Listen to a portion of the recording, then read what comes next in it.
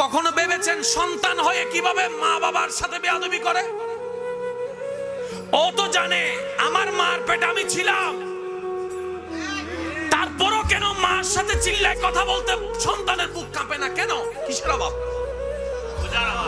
ছোটবেলার থেকে আমার বাপটা দিনকে রাত, রাতকে দিন পরিশ্রম করে আমার খাবারের জন্য পরিশ্রম করছে, যতটুকু পারে পড়ালেখা করানোর চেষ্টা করছে, নিজে না পড়ে আমাকে পড়াইছে। তারপরে সে বাপের সামনে চিল্লায় কথা বলতে আমার মুখ বন্ধ হচ্ছে না কেন, মুখ আটকাচ্ছে না কেন? কিসের অভাব? বুঝতে পারছি কথাটা?